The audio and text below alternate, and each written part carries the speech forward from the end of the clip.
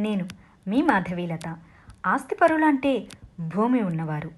భూమిని సృష్టించలేము, మానవ సృష్టిని ఆపలేము. సో ఓపెన్ ప్లాట్లు అతి తక్కువ ధరకి అవైలబుల్ ఉన్నాయి. సో భూమి అంటే ధైర్యం, భూమి అంటే భరోసా, నిర్భయం, భూమి అంటే మనశ్శాంతి. So clear title and spot registration.